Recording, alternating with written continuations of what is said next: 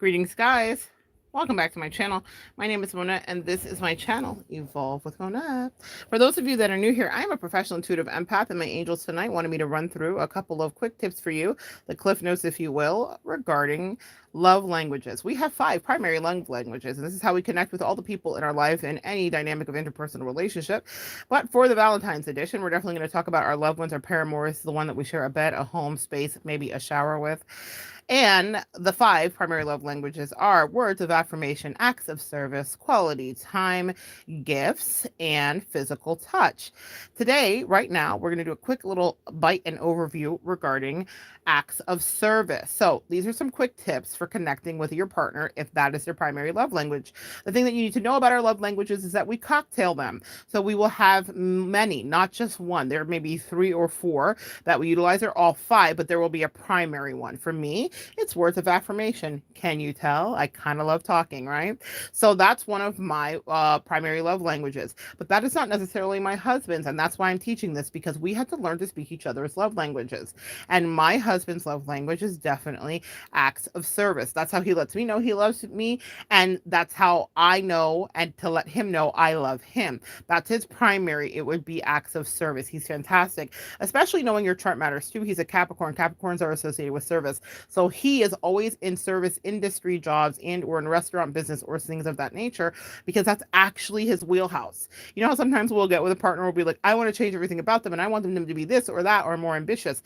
It's important to know your partner's chart message, because you can try to override someone's actual will and their north node and their true calling because it doesn't align with what you think it should be. And so that was a lesson I learned actually in the beginning of my relationship with my husband, because I'm ambitious in that way, but he was ambitious in his own way and actually turned out to be, in fact, excellent in every single thing he does. And people gravitate to him. Even old ladies in the store just know he's the one that's going to help you.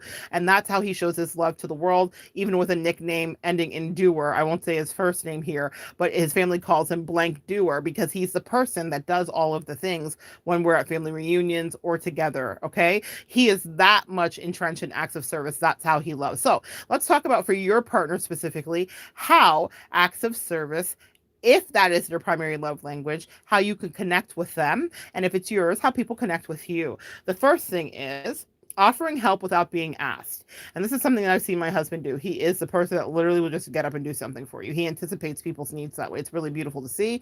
But if someone's love language is acts of service, offering help without being asked. So let's say this. Let's say your partner, let's say you're dating a guy or a girl and they have a car in issue, they're going to take it in for service. If you're like, babe, you know what, I'm going to be running in, let me go do that for you, or I'll take your car for the oil change, before they even ask, they're going to love you forever, and it's going to touch their heart. They're going to be like, man, you really care about me, because that is the part for them that makes them feel seen and valued. And each one of these love languages is about tapping into the door to value for a person and making them feel valued.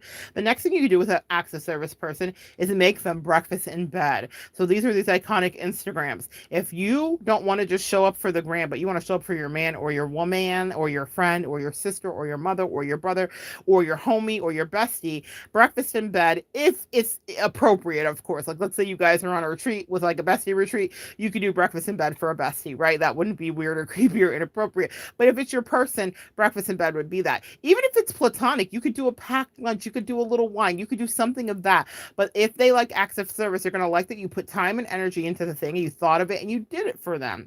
The next thing is taking a dog for a walk. So, or any animal, doing any kind of pet care service. Someone that likes acts of service will appreciate that you did that for them, and they'll be the kind to do it for you. So acts of service people are the first one that will be your dog walkers and your dog babysitters, and they love to do it because it's a way that they can say they love you, and they love the extension of animals too. So taking a dog for a walk, or babysitting, or doing a grocery pickup, or sending a grocery thing. Now we don't have to go grocery shopping for people. I've had lovely people in my life, especially in the last years. I went through a lot of medical issues. So two wonderful people, two dear friends in my life, showed up time and time again, and they lived miles and miles away from me, hundreds of miles away from me. But groceries would show up at my door, like my favorite things. Okay. Last year, at the beginning of the year, when I got COVID, I had a girlfriend send me like gluten-free Twinkies. Like, God knows I needed those, like I needed a hole in the head. But my God, did I appreciate it when I thought I might be dead in a few days. It was kind of a crazy situation if you had COVID COVID, you know what I mean. And unfortunately, we've lost a lot of people to that, so I'm not making any jokes or light about it. But my friend sent me like all this delicious stuff. Another friend sent me like soup and everything else. So that was an act of service, and that was a way, even though those were not necessarily their primary love languages, they loved me in that way. And what I did notice, my husband's primary love language is that. And when those packages came, he just talked about those girls for days and days because that meant something to him because it's his primary love language. It meant something to me too. I was incredibly grateful, but I could see, and that's why I wanted to share it with you, how much it affected him. He was so impressed that they did that and so impressed that they spent that money. It wasn't about the money at all. It was just the fact that they did it. He was like, oh my God, that was so nice. And that's the same reaction that you will get from an acts of service person. So if they're like having a crazy hectic day and they can't make it to the grocery store, if you like surprise them with some groceries or surprise them with something that they needed, not just something superfluous, but something that they actually needed, they're going to just gush and gush about that because they're going to feel like you love them. The next thing to do is complete a chore they don't love to do. So let's say you know your acts of service spouse doesn't like to fold the laundry, but that's kind of the assignment and it's what you guys have set up. Do that for them and they're going to be like, you are the queen of the castle, you are the queen of the world. Or reverse it, okay? And it could be for someone, let's say it's your mom. She hates clearing the gutters. Even if you paid for someone to clear the gutters, so your dad doesn't have to be out there doing it for her, and she doesn't have to do it because your dad's not really going to do it, or whatever the dynamic is, get someone over there. That act of service will mean so much. And if you do it yourself, then through the roof, to the moon and beyond. She loves you forever. The next thing is ask them how you can help. We don't always have to be mind readers, guys. That kind of is my little jam and profession. But not all of us do that, right? So maybe you don't know what to do, especially if acts of service isn't your primary love language. Ask how you can help. Now, here's what I've noticed. Because my husband is acts of service as a primary love language, he will often deny that he needs help. So I will have to be stealthy and anticipate in what way he can do it. I also know not to do things. It's a running joke with my friends that I don't carry bags. And they are like, Mona, you're absolutely wild as a Taliban. But I know that my husband loves me because it's something that he does. I don't make him do it. It is not like indentured servitude in any capacity. From the second that we were dating, and I was having overnight bags, and it was just that simple. He was walking me downstairs. He was putting it in my truck. He was opening the door. He was like getting my car started up depending on the weather or whatever. I never had to ask him to do that. It's something he wanted to do because acts of service was how he showed love before we ever said I love you. It was interesting the other day I was talking to his brother and he was talking about his wife, and they live up in a very cold climate in upstate New York near Syracuse. And I remember his brother saying to me, and I made a mental note for this lesson I'm going to teach today. He was like, well, yeah, she was getting showered and getting ready, and I ran downstairs and I started the car up because they are in like feet and feet of snow.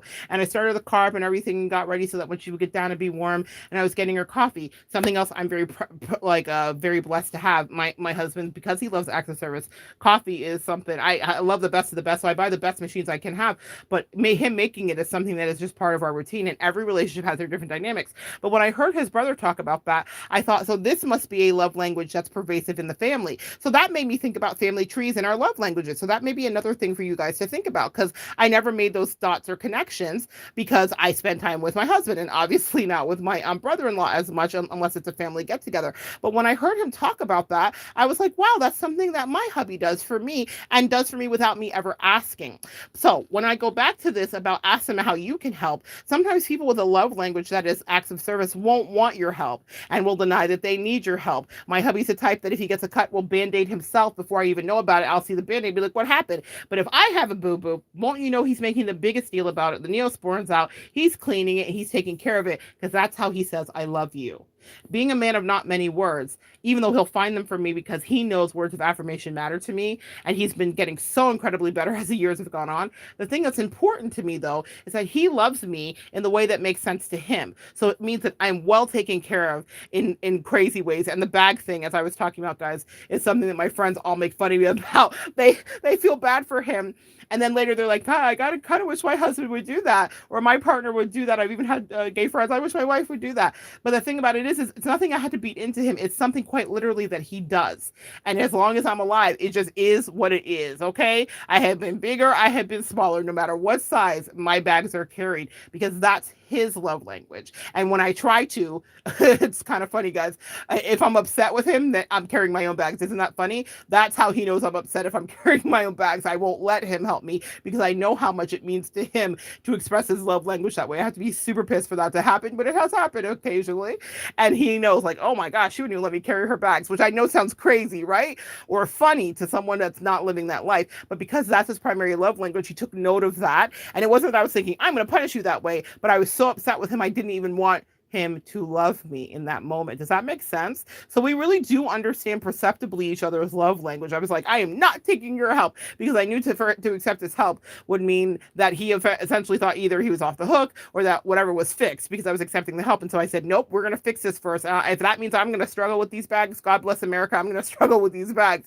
So that's what I want you to understand. Ask the person with the love language of acts of service how you can help. Chances are they're not going to let you, but even you asking is love in and of itself. They will appreciate you for it. All right, let me see if I have any comments. Oh my goodness, and I do. Let's see here. Boo, boo, boo, boo, boo. Jess says, this is my partner's too, and I'm words of affirmation. He's a Taurus. He loves fixing stuff and getting groceries and making me food. I love that, Jess. That's my husband too. I feel so blessed. And I'm so happy that you have that in your life. You're a good human. You deserve that. Jenny says, thanks. Blesses to you. Jess says, hi, Jenny. And Jess is glad we're all connected tonight. Hello, Jess, and happy Friday to you sincerely from Scandinavia. How sweet, Jenny. Thank you. Jess says, thank you. And then Jess says, clean the toilet for them. LOL. That's always a good one. That's true. Acts of service people might appreciate a good toilet cleaning. Let's see. Jess says, I carry the groceries to the cat or home if I'm pissed. Same thing. Oh, car. Okay. That's funny. That's so funny that we got to connect on that about that, Jess. I told you we're kindred spirits, Jess. I had no idea how alike we are.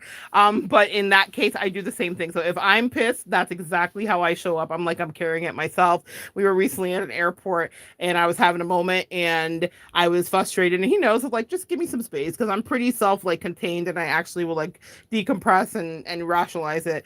But I was so whatever, and he kept trying to help me, and I was in pain. I was going through all my medical stuff. So it wasn't like a normal moment. And I really, by right, should have been carrying my stuff. But I was so 50-11 hot at the whole situation. It wasn't just him. It was like a whole family thing. It was a lot going on. And I was just shut down.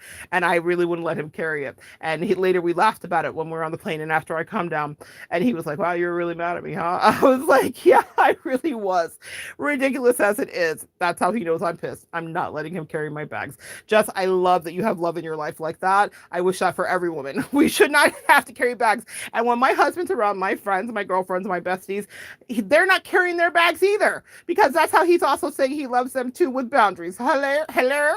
With boundaries, he's saying I love them too, and showing them that you deserve this in your life as well. Anyway, come back and join me next time, guys. Love on the people that have acts of service as their love language. Do a little something for them. Ask them a few questions and see if they'll even allow you to help. But even if they don't, just you asking is the help itself. All right, come back and join me next time. We will continue to evolve together.